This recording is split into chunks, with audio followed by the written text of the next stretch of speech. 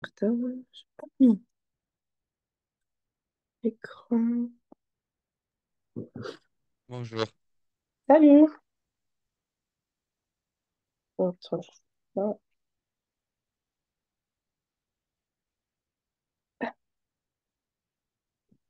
Ah. Là, c'est bon, tu vois l'écran? Oui. Ok, ça marche. Ça va? Oh. Oui, et vous? Fatigué? Oui, un peu.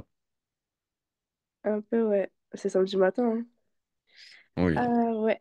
Donc, donc aujourd'hui, enfin, on va commencer par un peu de vocabulaire, un peu de grammaire. Et à la fin, on va finir par un texte sur le thème de la technologie.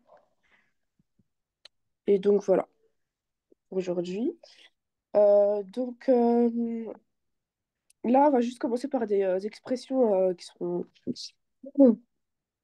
sont assez connues. Euh, donc, en fait, il y a juste un mot qui manque. Il faut trouver le mot manquant. Voilà. Bon, par exemple, la première, est-ce que tu la connais déjà? Non. Mettre les pieds dans le...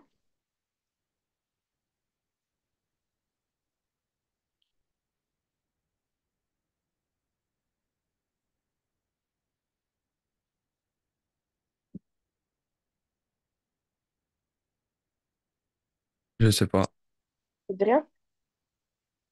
Alors, bah, je l'ai mis en bas. Je sais pas si tu peux voir la correction. Mettre les Dans pieds le plat. dans le plat, c'est ça. Signifie dire quelque chose de maladroit ou de gênant. Ouais. Ouais, je sais pas comment te donner un exemple. Bah, en gros, mettre les pieds dans le plat. Ouais, c'est un peu une action un peu ouais, maladroite, quoi. On va dire d'une personne un peu, c'est un boulet, tu vois. Il met directement les pieds dans le plat. Oh non, attends, ça. Oups. Donc voilà, bah après, c'est vrai que c'est pas une expression qu'on utilise, que j'ai entendue très, très, très souvent, quoi. Enfin, si, c'est très. Elle est quand même. Elle est connue, mais je sais pas comment t'expliquer. C'est pas la plus connue non plus, quoi. C'est pas celle que j'entends le plus. Donc, pour la deuxième, est-ce que tu as une idée ou pas? Je pense que je l'ai déjà vu en français. Coup de tonnerre. Eh ben, presque. Coup de foudre. Coup de foudre. Cela signifie tomber amoureux soudainement. C'était ça que tu voulais dire? Ou c'était un autre truc? Non, c'est un autre. Ah, ok. Bah, coup de foudre, parce que ça ressemble, coup de tonnerre, coup de foudre. Je me suis dit, peut-être t'as juste échangé. Euh, voilà, donc avoir un coup de foudre, c'est ce qu'on utilise en général pour dire une personne qu'elle est tombée amoureuse. Donc, pour la troisième, avoir un cœur sur la... Est-ce que tu connais la suite?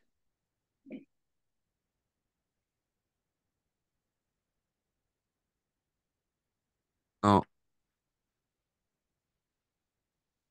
Hum, En fait, bah, je te donne un petit indice. En gros, ça veut dire être un peu généreux, tu vois. Avoir le cœur sur... euh, un cœur sur la... Sur la main? Voilà. Voilà. Cela signifie être généreux et bienveillant. Voilà, donc c'est une personne généreuse. On peut dire d'elle... on peut dire d'elle... ouais, cette personne, elle a vraiment un cœur sur la main. Euh, donc, attends, être dans le... Oula. Est-ce que ça dit quelque chose, là, la quatrième phrase? Être dans le mal. Dans le bon. Ouais, celle-là, je la connaissais. Franchement, je la connaissais pas trop. J'ai pas trop entendu celle-là.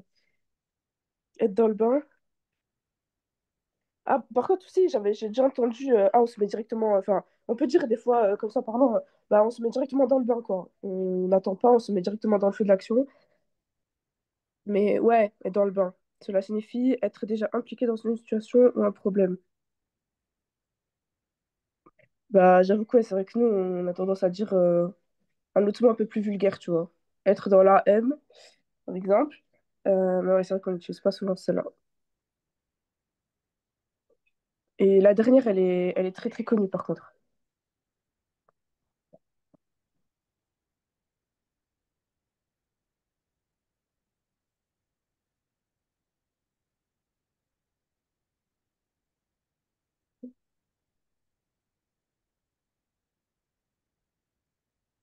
Ah, la dernière, Mm, euh, tourner autour du pot, voilà, c'est ça. Tour du pot. Et ça veut dire quoi? euh, de dire quelque chose d'inutile. Euh, En fait, je pense que c'est plus. En fait, on parle d'un sujet, mais on veut pas aller droit au but, en fait. C'est genre, vraiment, on reste sur les. Bah, ouais, on veut pas trop, trop se mouiller, quoi. Bon, ça, c'est notre expression, du coup, se mouiller. Euh, donc, tourner autour du pot, cela signifie éviter de dire directement ce que l'on pense. Voilà, on va y aller doucement, on va parler. Ouais, on va dévier un peu le sujet, mais voilà. On veut pas trop, trop en parler, quoi. Et du coup, ça arrive qu'on dise, bah, arrête de tourner autour du pot, dis directement ce que tu penses, par exemple, tu vois. Donc, maintenant, on va voir les synonymes. Ah, ok. Donc, bah, je te laisse lire la première phrase.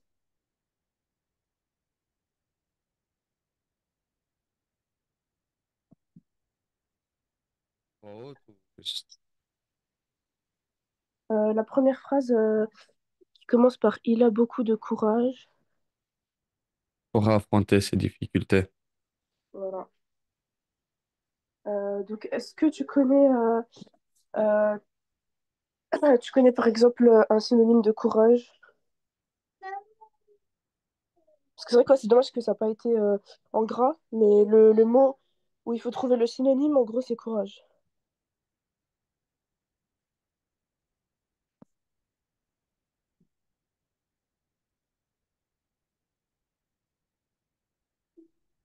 Bravure, Euh, Presque. Ah, attends. Bravoure, peut-être, tu veux dire.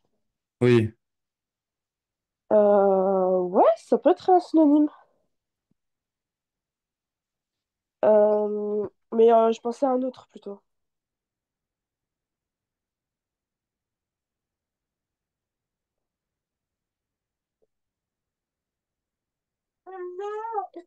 Pardon.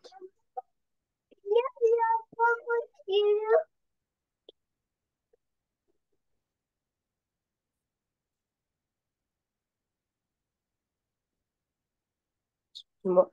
Donc, du coup, tu n'as pas trouvé un autre? Non. Moi, je pensais à téméraire. Être téméraire. Mm. Et du coup, là, ça donnerait pour la phrase. Il a beaucoup de courage pour affronter ses difficultés. Donc, c'est sa première. Il a beaucoup de témérité pour affronter ses difficultés. Mais ouais, c'est vrai que on l'utilise moins souvent quand même. Ensuite, pour la deuxième.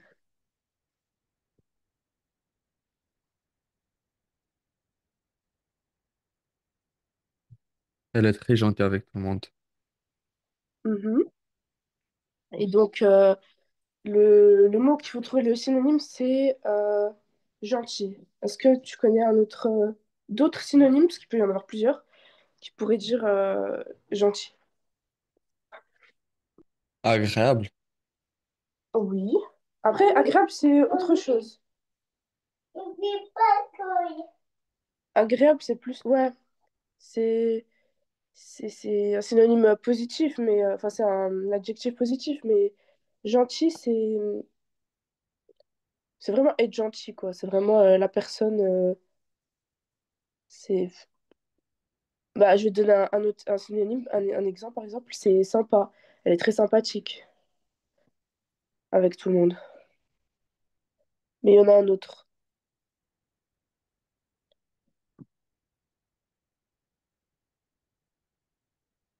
Ça commence par un A. Aimable. Oui, voilà, c'est ça. Elle est très. Attends, je te mets la correction. Elle est très aimable avec tout le monde.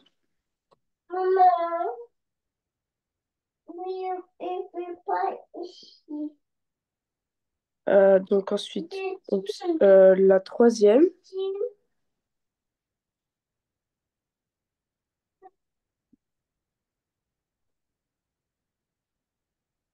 Ce film est vraiment intéressant. Mhm.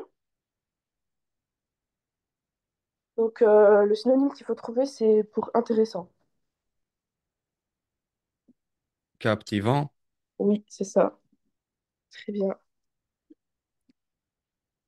Le film est vraiment captivant. Euh, et donc, attends, il en reste. Ouais, pour l'avant-dernière. J'ai trouvé un vieux livre dans la bibliothèque. euh, ok, et donc le synonyme, ce serait pour vieux. Âgé. Âgé, ça se dit plus pour une personne. C'est genre une personne est âgée, mais pour, comment dirais-je, pour un objet, on utilise un autre synonyme. Je sais pas. En plus, il est facile. Ça commence par un A. Ah, ancien. C'est ça. Ancien. Euh,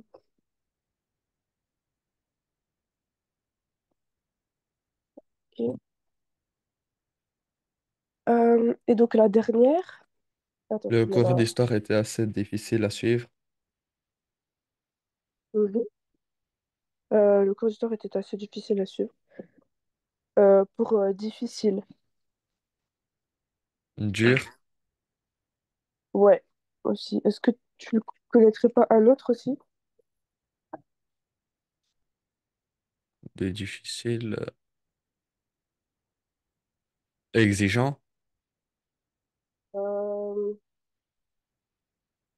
quelque chose d'un peu plus simple.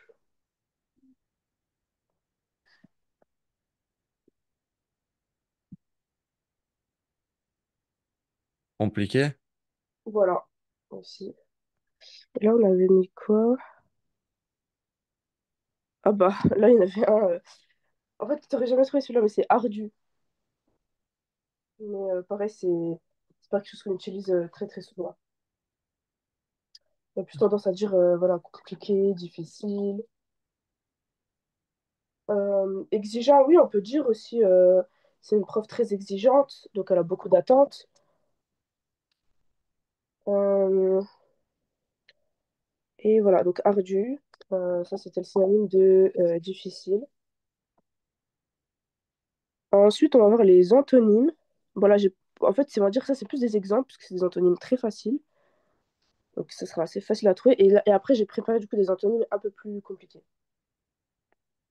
Il est heureux, mais sa sœur est triste. Voilà, ça, c'est le premier. Cette situation est facile, mais celle-ci est difficile. Situation facile. Oui, attends, voilà, Il a fait une grande erreur alors que son ami a fait une petite erreur. c'est ça. Attends, je regarde. Il a fait une grande erreur alors que son ami a fait une petite erreur. Ouais. Le film était long, le suivant sera court. Et court, ouais. Le livre qu'il a écrit est très intéressant, mais le suivant est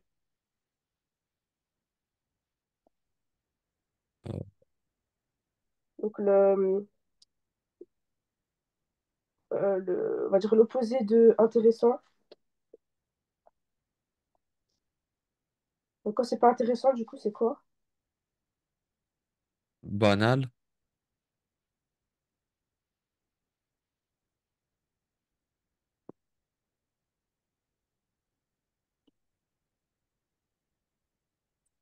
Euh, Attends.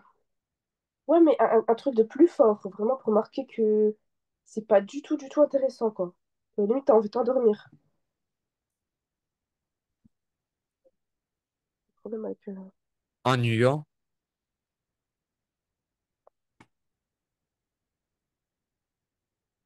ouais, c'est ça. Le livre qu'il a ennuyeux. écrit est très intéressant, mais le suivant est ennuyant.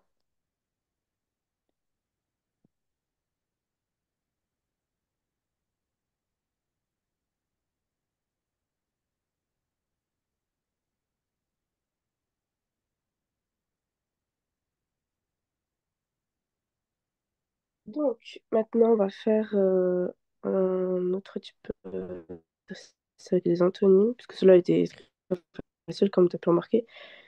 Et juste des exemples. Ah, ouais, ça va, il y en a pas mal. Bon, ok. Donc, on va commencer par la première phrase. Du coup, si tu veux bien la lire.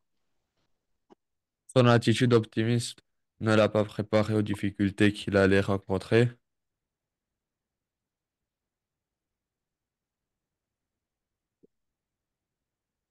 Ouais, et du coup, le mot à remplacer, ce serait optimiste.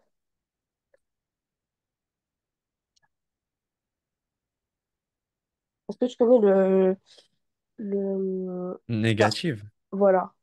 Non, enfin oui, un mot négatif, mais qui s'oppose à optimiste. Du coup, si on n'est pas optimiste, on est quoi, du coup? On n'est pas négatif. Oh, ça marche pas. Attends, optimiste. Optimiste, c'est quelque chose de positif, tu vois. Alors, quand on est optimiste, on est positif. Oui, on pense à des trucs positifs. Voilà. Et Et il y a un autre mot pour. Donc, c'est l'inverse de optimiste. Et du coup, qui est lui négatif. Donc, si on est. Ça commence par un P. Si on est ça, ça veut dire que. Ben, on voit tout en noir, quoi. On est tout le temps là à dire, ouais, non, ça va mal se passer. Voilà, on a tout le temps des idées un peu noires. Et donc, voilà, c'est vraiment l'inverse de optimiste, quoi. Il y a optimiste et. C'est quand c'est par un P. je sais pas. Pessimiste. Vous l'avez déjà Ah, entendu? oui, oui. Voilà. Oui. Et puis, on dit aussi, il y a réaliste. Il y a celui qui est entre les deux. Il y a optimiste, celui qui est toujours positif, qui voit toujours, on va dire, les choses de manière positive, comme on a dit. Pessimiste, voilà, c'est lui, lui, par contre, c'est plutôt négatif. Et puis, il y a réaliste, donc lui, voilà, il se base plus sur des faits, etc. C'est un peu entre les deux, quoi. Il va aller plus, il va plus, je sais pas comment expliquer. Enfin, regarder, enfin, en fonction des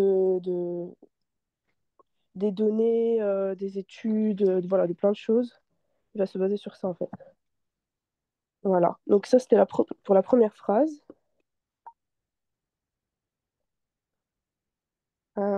Donc là, je te laisse faire la deuxième phrase. Ah bah attends, il était... Ah, je me demande si c'est pas le même mot. Attends, ennuyeux? Ah bah tu dois trouver l'inverse de ennuyeux, du coup. Intéressant. Voilà. Je vais faire la correction. Ah oui, pour optimiste, c'est pessimiste.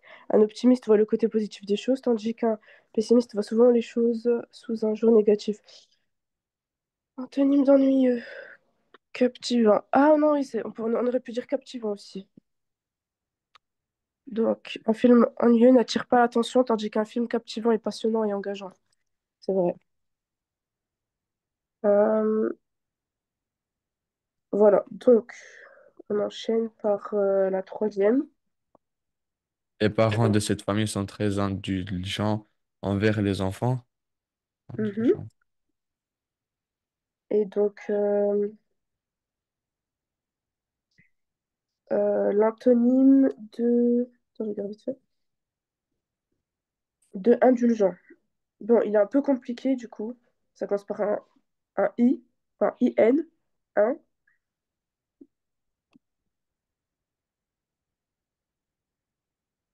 Parce que indulgent, ça veut dire quoi? Indulgent. Oui. Être généreux ou... Indulgent, en fait, c'est quelqu'un qui pardonne facilement. Donc, c'est une personne très indulgente. Ça veut dire que même si on fait des erreurs, il va pas trop en tenir compte. Il va passer à autre chose, tu vois. Tandis que l'inverse, du coup, c'est bah, c'est plus, voilà, sévère, qui tolère pas les erreurs, en fait. On peut dire aussi d'un prof, ah, c'est un prof indulgent. Voilà, il est assez flexible sur les notes, il va un peu arrondir, il va pas tout, voilà. Tandis que, c'est quoi le mot que tu avais utilisé là? Exigeant ou sévère? Non, c'était quoi que tu avais utilisé? De quoi? Pour indulgent. Non, tu avais utilisé pour quelque chose de compliqué. Tu m'avais donné un synonyme. C'était sévère, Euh, non? Non, c'était un autre. oui, sévère, sévère. Sévère? Non, je crois pas que c'était sévère. Enfin bon, c'est pas grave. Et donc, du coup, voilà, pour celui-là, moi, C'est sévère. je te le donne, je sais pas si tu le connais, donc c'est intransigeant. Donc, c'est synonyme de indulgent.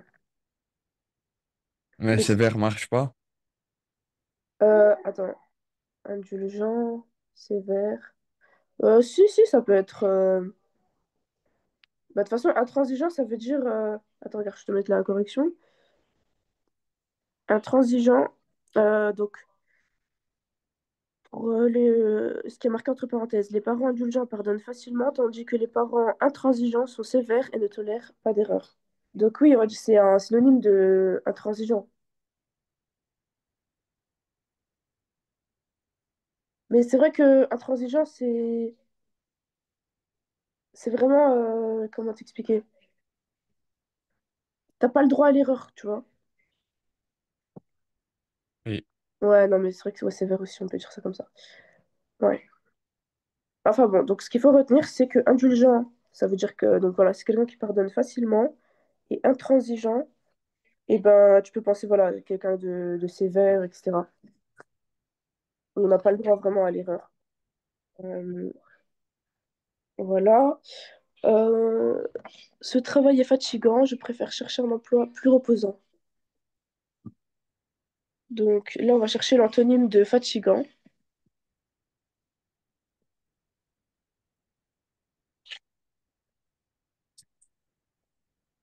Tranquille. Ouais, aussi. Un autre, par exemple. Amusant. T'as dit quoi? Amusant? Oui. Bah, amusant, ce serait plus ouais, quelque chose de. Là, on cherche vraiment un synonyme de tranquille, comme tu as dit. Quelque chose de vraiment.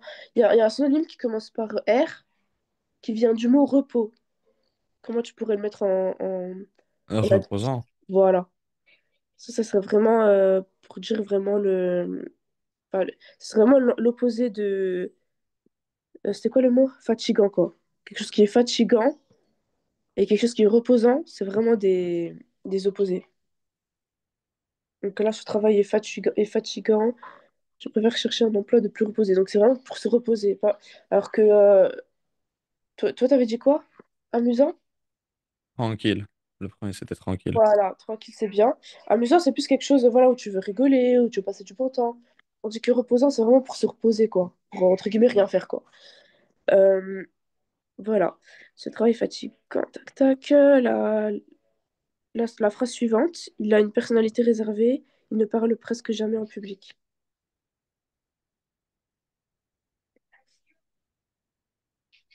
Donc, ce serait pour le mot réservé.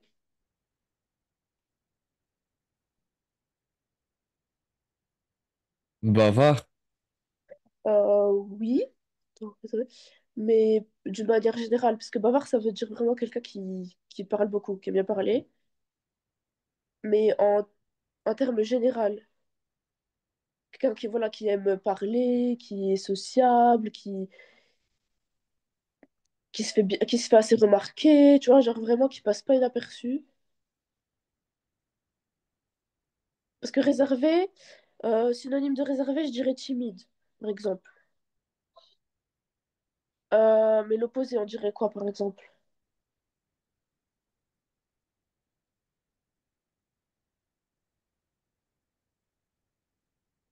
je sais pas.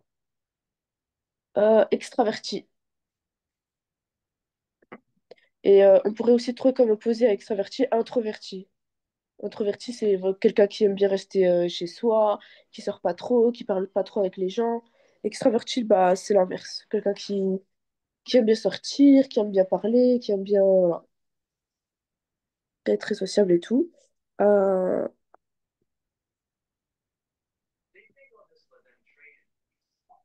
voilà. Donc réservé, extraverti, une personne réservée, discrète. Une personne réservée est discrète et préfère ne pas parler beaucoup, tandis qu'une personne extravertie est ouverte et aime interagir.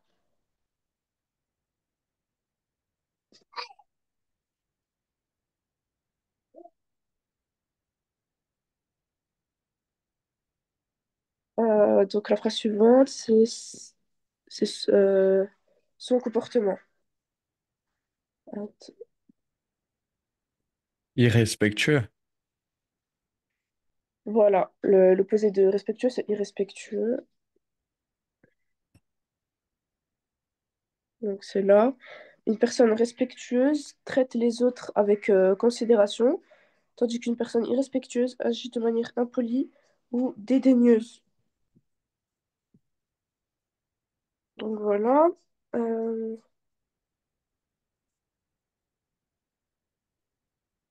on en était à où? Donc la conférence. La conférence était complète. Elle était vide. Hum, ouais, mais vraiment pour dire vraiment, pour, euh, pour l'opposé de complète. Quelque chose de complet, puis quelque chose de... Incomplet. Voilà. C'est exactement l'opposé, en fait, de complet. C'est incomplet. Ensuite, la phrase suivante, je te laisse la lire. Il a été très sensible aux critiques et a pris tout au cœur. Et a pris tout à cœur. Tout à cœur. Mhm. Donc là, c'est à peu près la même chose. Donc l'opposé de sensible.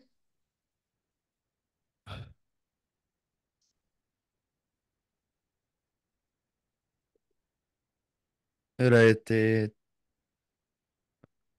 froid marche, très froid. Attends, quel mot? Froid. Euh, c'est où? Attends, parce que là, c'était sensible, l'opposé qu'il fallait trouver.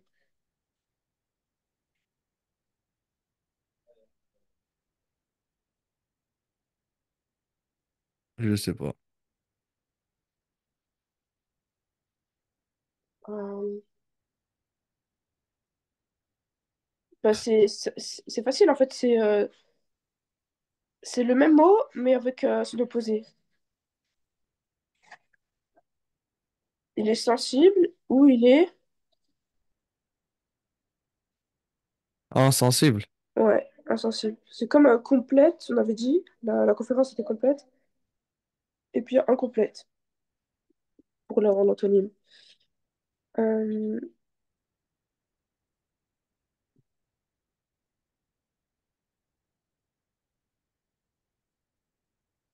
voilà, sensible. Une personne sensible réagit vivement aux émotions, aux critiques, tandis qu'une personne insensible semble indifférente à ces mêmes émotions.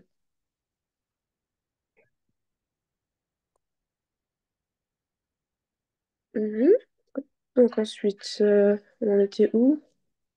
Donc l'avant-dernière. Sa réponse était très claire. Il n'y avait aucune ambiguïté.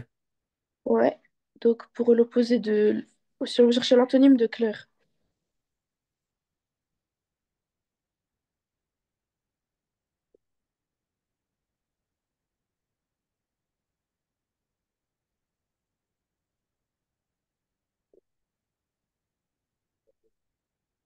En clair, Ouais.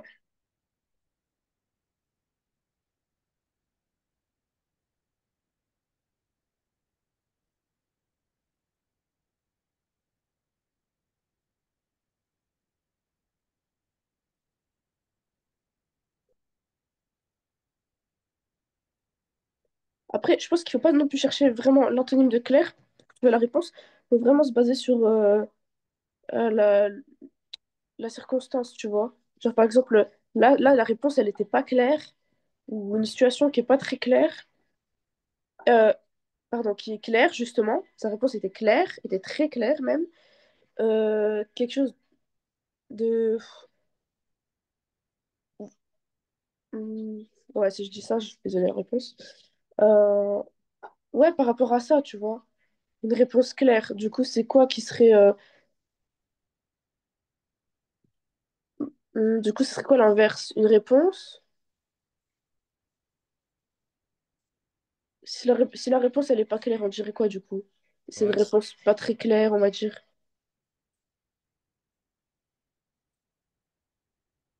De quoi? vague, Vague. Ouais, ça peut être aussi utilisé. Hum, mais encore,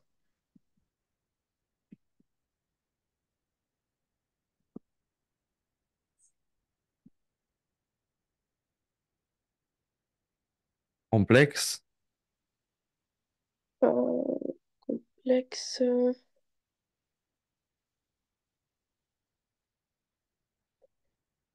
Bah, en fait, la réponse, elle est dans la phrase, finalement. Je suis en train de regarder. ambiguïté, Ouais, mais comment tu dirais d'une situation? Pour chercher l'adjectif, tu dirais quoi?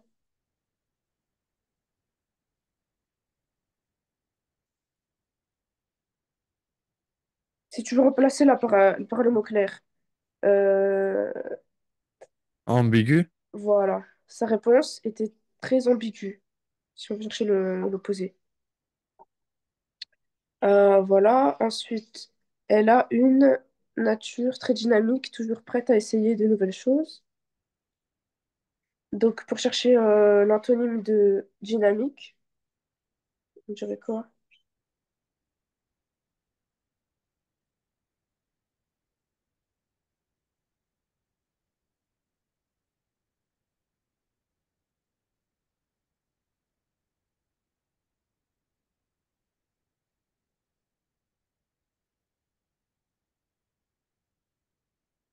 je sais pas. Euh, on pourrait dire passive. Elle a une nature très passive. Ça veut dire que, bah, on va dire, elle attend que les choses se passent. Il n'y a pas trop d'interaction. Ah, ça, c'était pour clair. Antonyme de clair, ambigu. Une réponse claire et nette et sans confusion, tandis qu'une réponse ambiguë laisse place à des doutes ou à des interprétations différentes.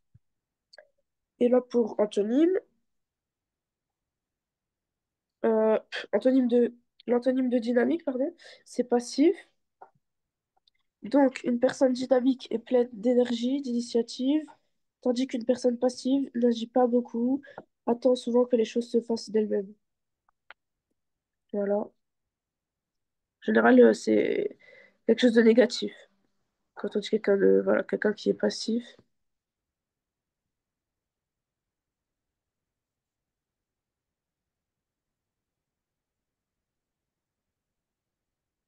Et donc, les nuances de sens, là, il faut juste trouver le mot à mettre dans la phrase. Il a fait une analyse complète de la situation. C'est ça. Les employés sont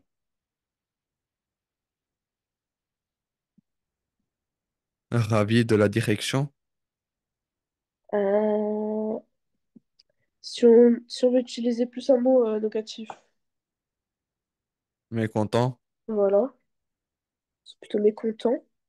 Elle a ignoré ses responsabilités dans l'affaire. Euh, hmm, non, on va plus dire l'inverse du coup.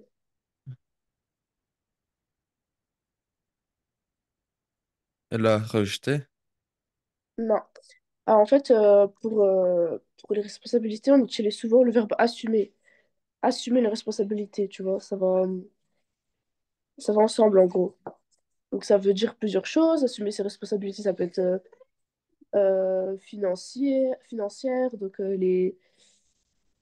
voilà, par exemple, avoir des factures à payer, voilà, elle assume, voilà, c'est une part de responsabilité, tu vois. Ça peut être, là, je sais pas, t'as fait une erreur, bah, j'assume mes responsabilités, voilà, Ah, voilà, enfin, en fait, c'est ça. oui. Assumer, c'est vraiment le verbe qui va avec responsabilité, tu vois. Assumer ses responsabilités. Ou ne pas assumer à l'inverse. Genre, voilà, il assume pas ses responsabilités, voilà. Donc, donc voilà, pour celui-là. Et pour la suivante, Il a pris une décision réfléchie. oui. Mais comment on sait si c'est irréfléchi ou réfléchi? Euh, Parce qu'il n'y a pas de contexte. oui, c'est vrai. Bah, c'est vrai que oui, dans une phrase comme ça, on peut dire les deux. Mais c'est vrai que là, on a pris le plus commun, tu vois. C'est une décision réfléchie. On dit plus enfin, on parle plus de décision réfléchie que irréfléchie. Enfin, on sait que irréfléchi, c'est l'opposé de réfléchi, mais c'est comme là, je te disais, par exemple, euh, elle a assumé ses responsabilités. C'est parce que vraiment, assumer, c'est vraiment le verbe qu'on utilise pour les responsabilités, tu vois. Oui. C'est quelque chose de très courant. Et là, voilà, on dit souvent, voilà, une décision réfléchie. Il a pris une décision réfléchie, ça veut dire qu'il a beaucoup cogité, il a beaucoup réfléchi tout simplement à la situation, à la, ouais, à la situation et tout, et il a pris une décision, du coup.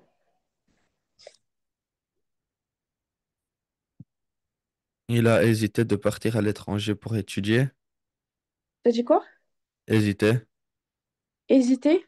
Oui.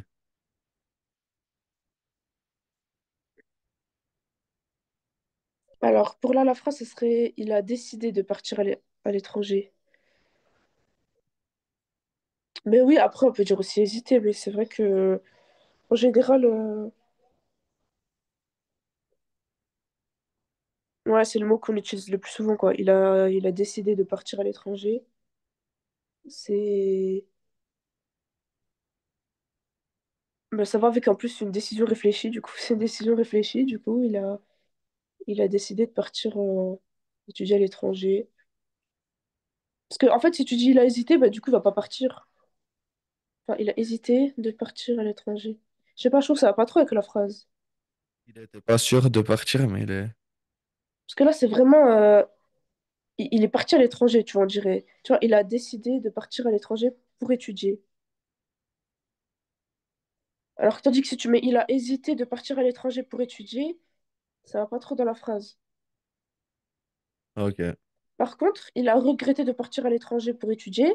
Ça aurait pu être possible, tu vois. Parce que c'est... Oui. Enfin, même hésiter, c'est aussi, ça aurait pu être possible. C'est juste que ça...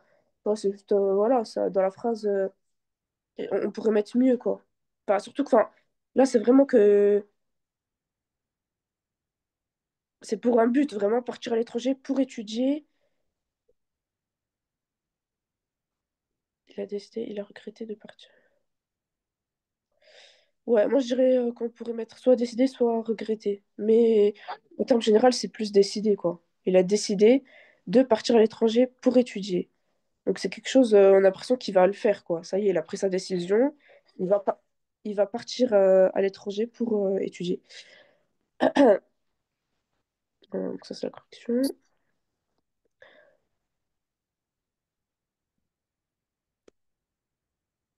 On va voir un peu de verbes.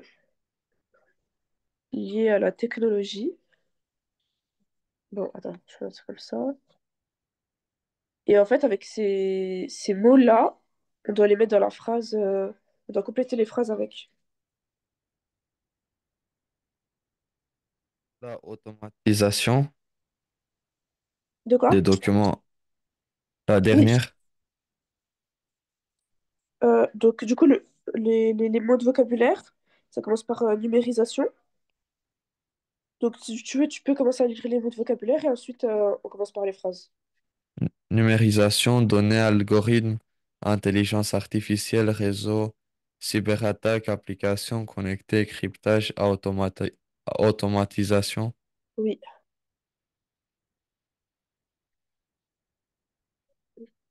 Donc, pour la première phrase, automatisation. La automatisation des documents administratifs a permis de faciliter leur gestion et leur accès. attends une seconde, parce que je regarde sur mon coordinateur.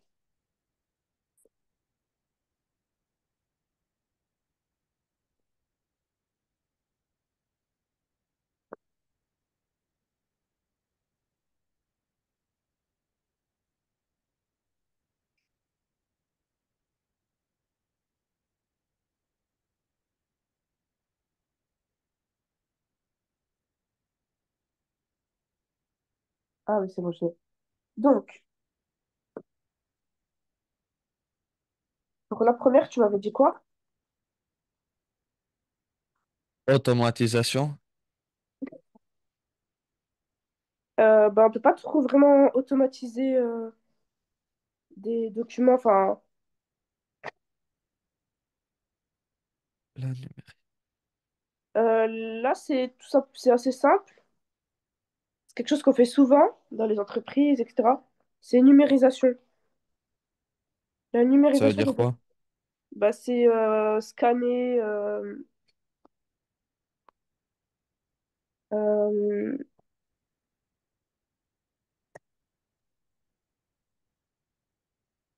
je te donne la définition exacte. Donc, la numérisation est le processus de conversion d'informations, de documents ou de données d'un format physique, papier, analogie en format numérique, c'est-à-dire sous forme de fichiers informatiques. Cela permet de stocker, traiter et transmettre plus facilement les informations à l'aide d'un outil technologique comme des ordinateurs, des scanners, des appareils numériques. La numérisation d'un document papier en fichier PDF permet de l'archiver et de le modifier. Voilà. Donc en résumé, la numérisation, elle rend les données accessibles, manipulables de manière électronique. Bah, en gros, ce qui se fait beaucoup dans les entreprises, c'est par exemple, t'as des dossiers ou des papiers importants. Donc admettons que du coup, tu dois les ranger dans un classeur. Mais pour être sûr de ne pas les perdre et d'avoir toujours une trace de ces documents, et bah, en général, on les scanne et on les met dans un dossier sur l'ordinateur. Comme ça, on l'a sous forme papier et sous forme numérique, du coup. C'est comme ça que ça se dit. Et du coup, voilà. Au moins, comme ça, on est sûr de ne pas les perdre, quoi. Donc, voilà. Euh, et pour la deuxième phrase,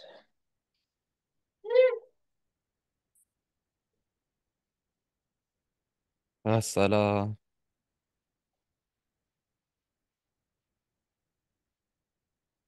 les entreprises peuvent collecter une grande quantité de personnel et les utiliser pour multiplier leur publicité. La deuxième, je l'ai trouvée, c'est donné, mais j'ai pas trouvé la première. Euh, ouais, je pense aussi que c'est ça. Je vérifie rapidement.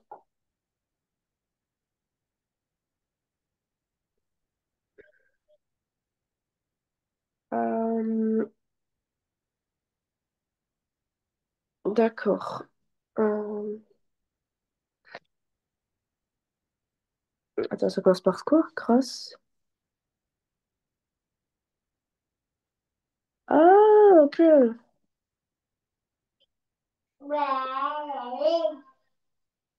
Bah, en fait,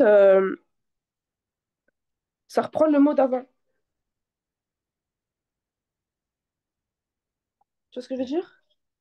Oui. De quoi? Ça Mais reprend du le coup, mot. la première, c'est quoi? Bah, ça reprend le mot d'avant. C'était quoi avant?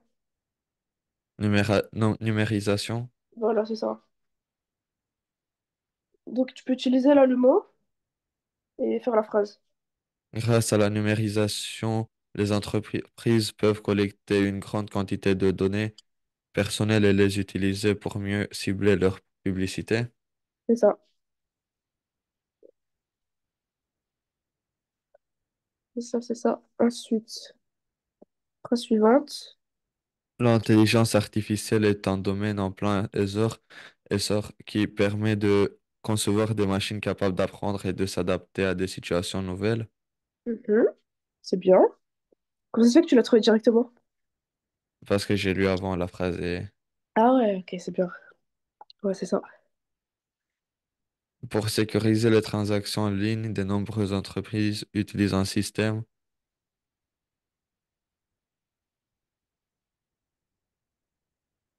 Ah ouais, donc ouais, ça c'est un peu plus compliqué. Euh, Un système de cryptage ouais, des c'est ça. informations sensibles. C'est ça. Le cryptage est une technique de sécurité qui rend les données illisibles sans la clé appropriée. En gros, c'est ça. Euh, Le réseau de nos appareils numériques nous permet de rester en contact avec nos amis, notre famille et nos collègues, peu importe où nous nous trouvons. c'est ça.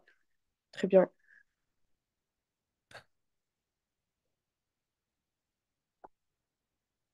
Ensuite, Les avancées en matière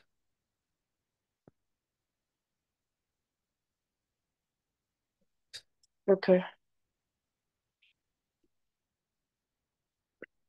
C'est un mot que tu avais utilisé avant. d'automatisation. Ouais, c'est ça. Les avancées en matière d'automatisation euh, ont permis de rendre de nombreuses tâches industrielles plus efficaces et moins dépendantes du travail humain. Exactement. Donc l'automatisation désigne l'utilisation de technologies pour effectuer des tâches de manière automatique, réduisant l'intervention humaine.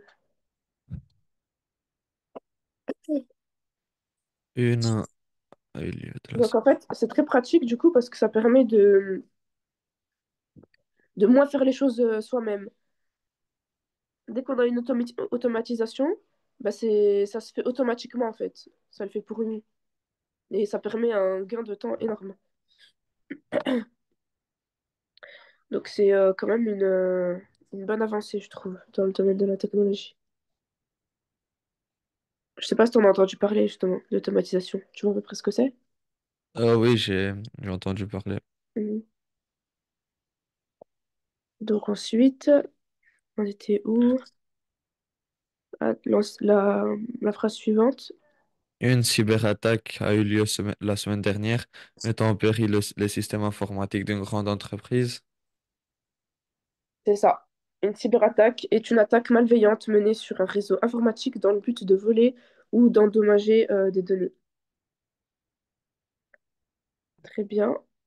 Ensuite, donc elle est un outil indispensable sur nos smartphones permettant de faciliter nos tâches quotidiennes comme la gestion du temps ou les achats en ligne.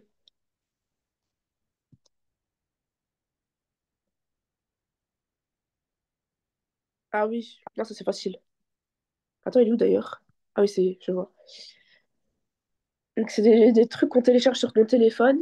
L'application Voilà, est un outil indispensable sur notre smartphone permettant de faciliter nos tâches quotidiennes comme la gestion du temps ou les achats en ligne. c'est ça. L'application est un logiciel conçu pour accomplir les tâches spécifiques sur un appareil numérique. Euh, donc ensuite, les euh, utilisés sur les réseaux sociaux sont souvent basés sur des technologies permettant de personnaliser. Les algorithmes Yes, c'est ça. utilisés pour gérer les réseaux sociaux sont souvent basés sur des techniques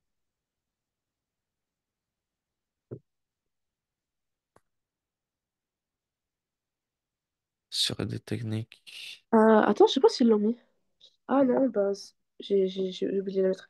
Bah, c'est sur des techniques algorithmiques permettant de personnaliser les contenus affichés aux utilisateurs. Donc en fait, un algorithme, c'est un ensemble de règles précises utilisées.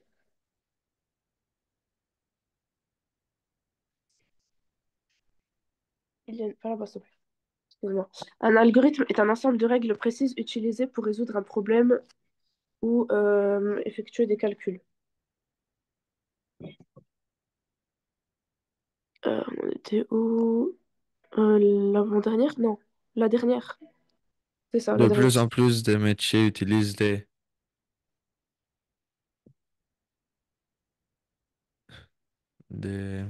Attends, il y est ou pas? Tac, tac. Ah ouais, d'accord, bah en fait, il y est même pas. Des outils d'automatisation. De plus en plus de métiers utilisent des outils d'automatisation, en fait, c'est tout le mot, pour améliorer leur productivité et réduire les coûts de main-d'œuvre. Ah bah en fait, ça reprend l'automatisation. Donc, ils visent à rendre plus efficaces les processus de travail en les rendant moins dépendants de l'intervention humaine.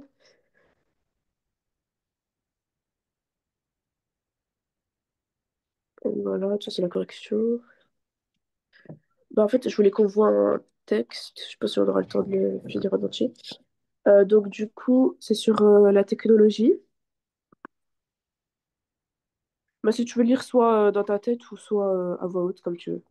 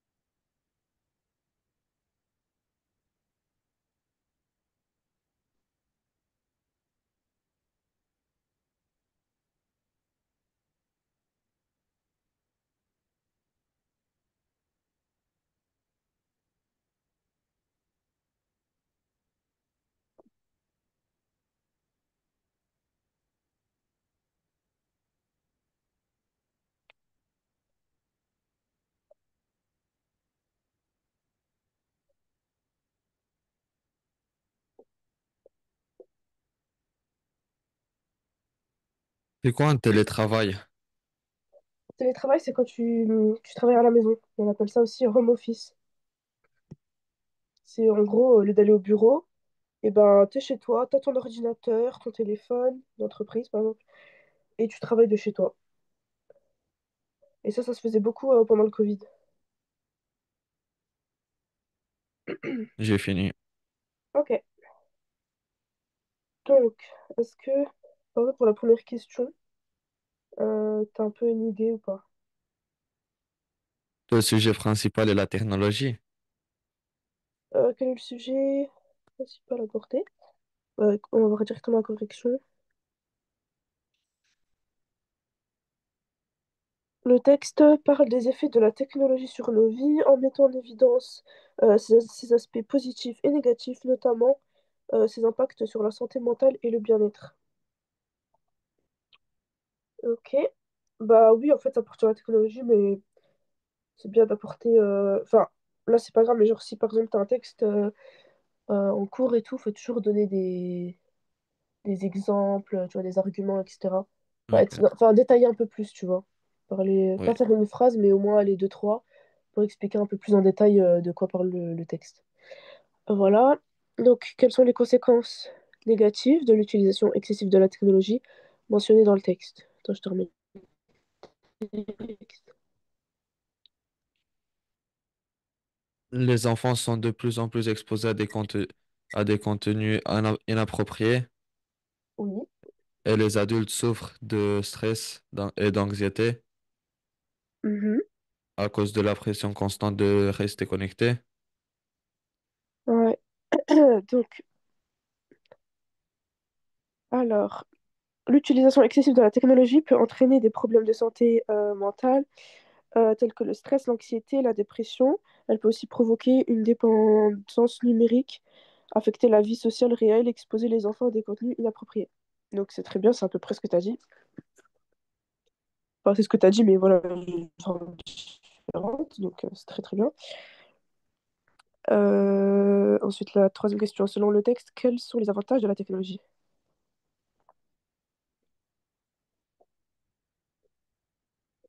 Les avantages de la technologie sont que l'accès à l'information n'a jamais été plus rapide et plus Ouais, facile. c'est ça. Hum, donc, les avantages de la technologie incluent un accès rapide et facile à l'information grâce à Internet, des progrès dans le domaine médical, l'éducation à distance. Donc ça, c'est donc tu parlais du télétravail, mais ça se fait aussi pour les cours. Donc les élèves qui étaient, pas les élèves ou les étudiants voilà, qui sont en cours, ils, ils ont fait aussi, enfin ils ont eu des cours justement en ligne. Donc le prof, ils n'étaient pas en classe, mais du coup le prof donnait des cours par visio, etc. Des progrès dans le domaine médical, donc voilà, l'éducation à distance, et la possibilité de faire du télétravail, ce qui rend certaines expériences autrement inaccessibles. Voilà. Ensuite, la dernière, non, c'est pas la dernière. Pourquoi certains experts tirent-ils la sonnette d'alarme?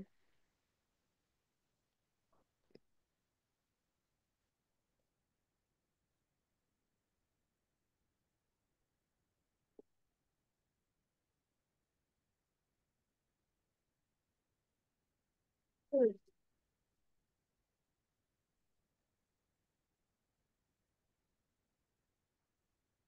Vous avez une idée? Non, je cherche dans le texte, mais Ah oui, vas-y, vas-y.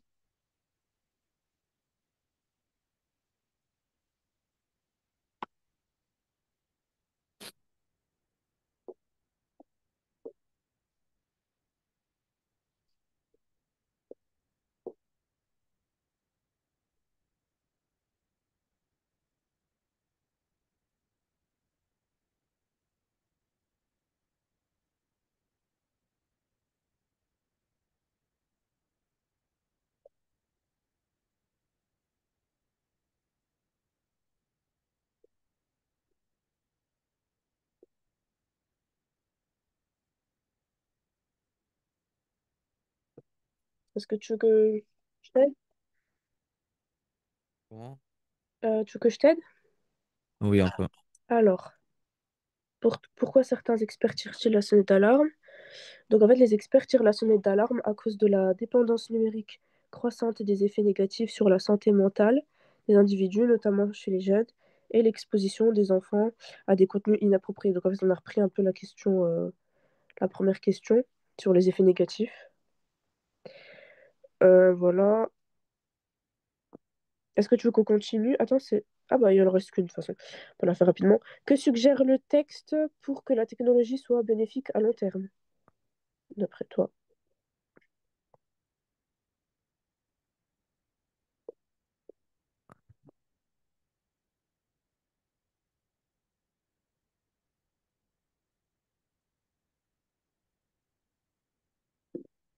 Il faut pas exagérer avec le temps sur les réseaux sociaux. Et Ok. Euh, hum, pour que la technologie soit bénéfique à long terme, donc le texte suggère qu'il est essentiel d'utiliser la technologie avec discernement pour qu'elle ait des effets positifs sur notre quotidien et qu'elles ne deviennent pas nuisibles. Oui, c'est vrai. En fait, la technologie, ça a beaucoup de d'avantages, mais le problème que si on en abuse un peu et qu'on reste des heures sur le téléphone, bah là, ça va devenir un désavantage parce que du coup, on va perdre plus notre temps, on va plus être productif ou dans la vie de tous les jours. Par exemple, tu vois, genre dans des familles, tout le monde est sur son téléphone, personne ne se parle. Tu vois, ça gâche un peu les relations avec les gens. Même au travail, beaucoup de gens vont être sur leur téléphone. Et du coup, bah, à cause de ça, ils vont avoir des problèmes, ils vont peut-être se faire licencier après. Donc, faut savoir l'utiliser, voilà, avec discernement, comme eux l'ont précisé. Et si on sait l'utiliser, ben, c'est bon. Donc voilà, c'était ça c'était la dernière question pour ce texte. Et donc voilà, on a fini pour aujourd'hui. Bah, je te remercie d'avoir assisté au cours. Et du coup, bah, je te souhaite un bon week-end. Oui, cadavre. Ça Au marche. revoir. Allez, à la semaine prochaine. Salut. Comment on fait?